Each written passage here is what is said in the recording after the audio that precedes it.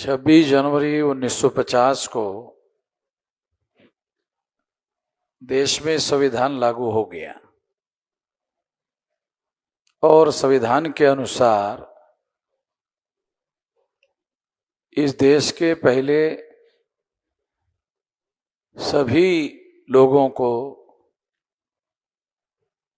जो इस देश के नागरिक माने गए, संविधान के अनुसार जो संविधान का कॉन्सेप्ट है, उस संविधान का कॉन्सेप्ट क्या है? संविधान का कॉन्सेप्ट है सिटीजन ऑफ इंडिया।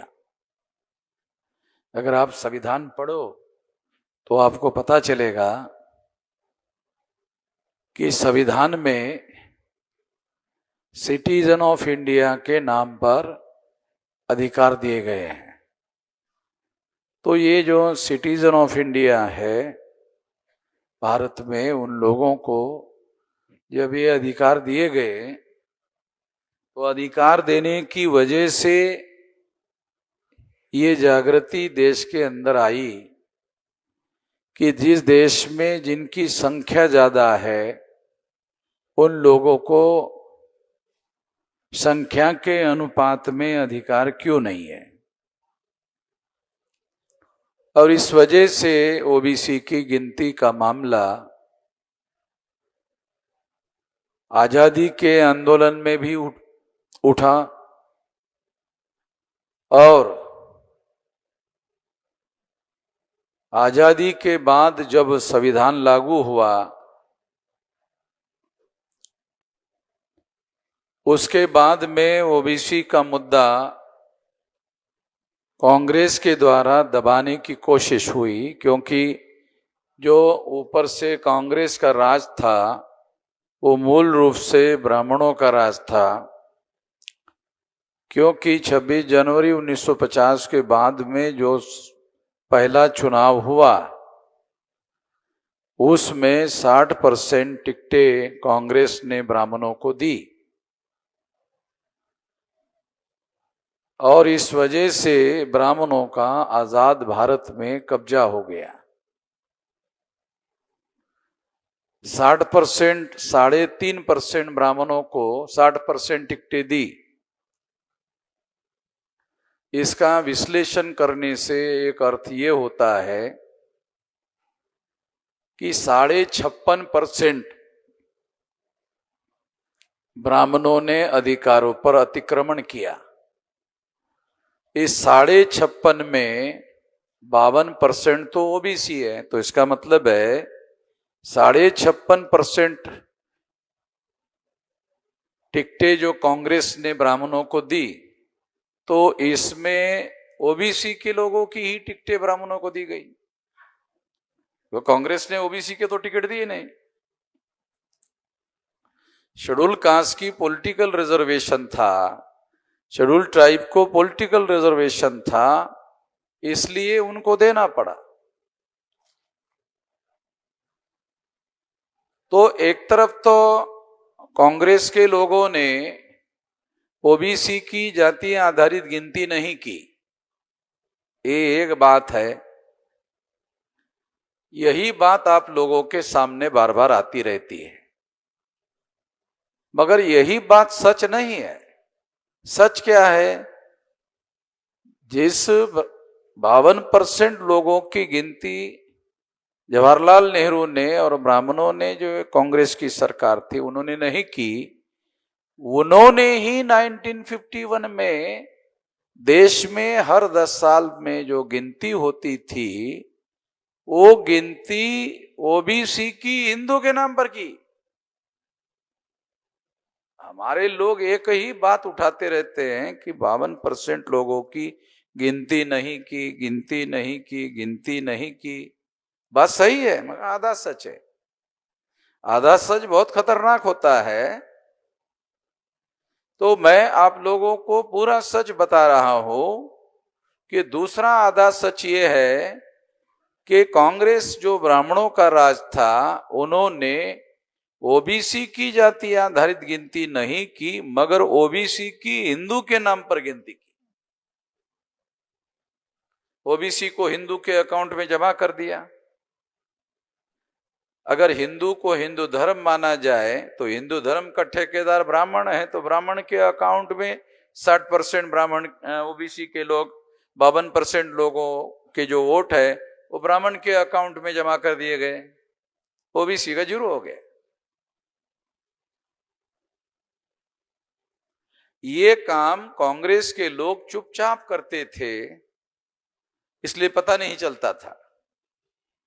बीजेपी के लोग खुल्लम खुल्ला कर रहे हैं। खुल्लम खुल्ला करने की हिम्मत उनको क्यों हुई? खुल्लम खुल्ला करने की हिम्मत इसलिए हुई कि कांग्रेस ने ओबीसी की गिनती जब लगातार हिंदू हिंदू हिंदू हिंदू हिंदू हिंदू की, तो इस पीरियड में कांग्रेस के राज में, ब्राह्मणों के राज में, ब्राह्मणों ने ओबीसी को हिंदुआइज करने का काम करते रहे। जब ब्राह्मणों ने ओबीसी को हिंदुआइज किया तो ओबीसी को पता भी नहीं चला कि वो कब ब्राह्मण धर्म को मानने वाले हो गए। ब्राह्मण धर्म को कब मानने वाले हो गए, और ब्राह्मण धर्म को ब्राह्मण धर्म के नाम पर नहीं मान रहे, ब्राह्मण धर्म को हिंदू धर्म के नाम पर मान रहे। जब मैंने कुछ दिन पहले ये वीडियो बनाया, अरे ये धर्म का ओरिजिनल नाम ब्राह्मण धर्म है, हिंदू धर्म नहीं है। ये तो पिछड़े वर्ग के लोगों को गधा बनाने के लिए हिंदू कह रहे, ताकि छुपकर इनको हिंदू कहकर इनका इस्तेमाल किया जा सके। अगर संविधान में हर 21 साल के व्यक्ति को और बाद में 18 साल के व्यक्ति को वोट का अधिकार नहीं दिया होता तो ब्राह्मण इनको हिंदू भी नहीं कहते, ब्राह्मण इनको शूद्र शूद्र शूद्र ही कहते रहते।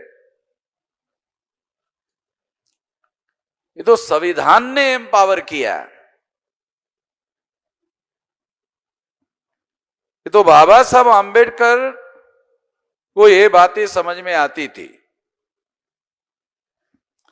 बैकवर्ड क्लासेस का डेलीगेशन पंजाबराव देशमुख के नेतृत्व में बाबा साहब आंबेडकर को मिला,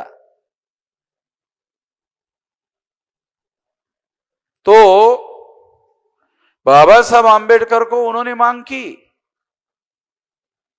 कि हम लोगों को संविधान में अधिकार होना चाहिए। तो दूसरे जो लोग थे, पंजाबराव देशमुख तो बहुत जागृत व्यक्ति थे, कुर्मी कुंबी जाति के थे, बैरिस्टर थे,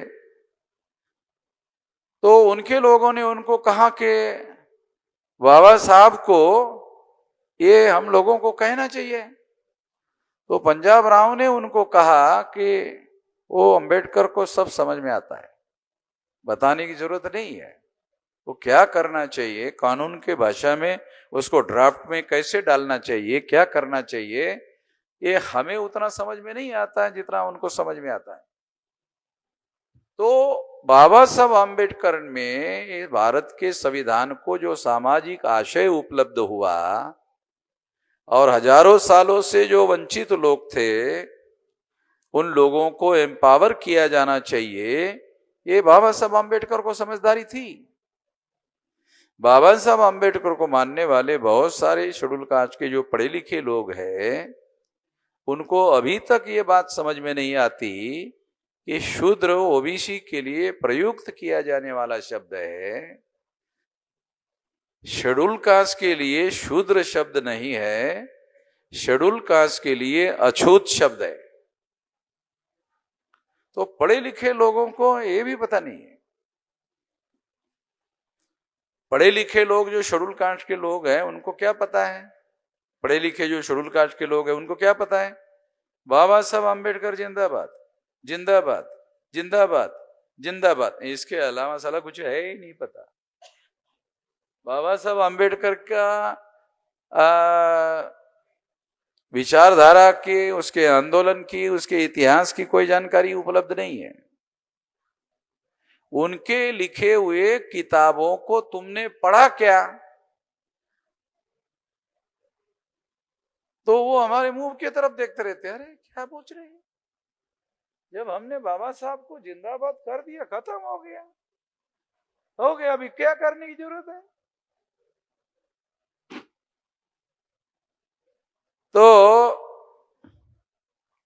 कोई किताब विताब नहीं पढ़ता है, बल्कि कुछ लोगों ने मुझे पूछा ये कोई किताब है क्या?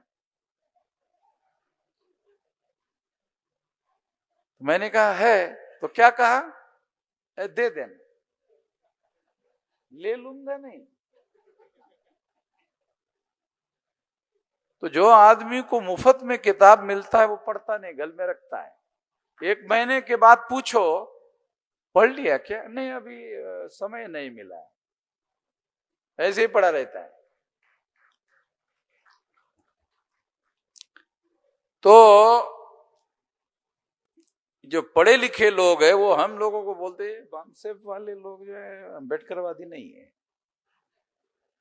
वामसेफ वाले लोग अम्बेडकरवादी नहीं है। क्यों? वो ज्यादा जिंदाबाद नहीं बोलते। वो ज्यादा जिंदाबाद नहीं बोलते। तो जिंदाबाद ना बोलने वाले लोग अम्बेडकरवादी नहीं है। हम तो एक बार भी नहीं बोलते। मगर सारे देश भर में जो फुले शाह अम्बेडकर का आंदोलन है, उसकी ABCD भारत को पढ़ाने की, भारत को समझाने की और भारत के तमाम लोगों को इसकी जानकारी देने का सारा काम रात दिन तो हम लोगों ने किया है।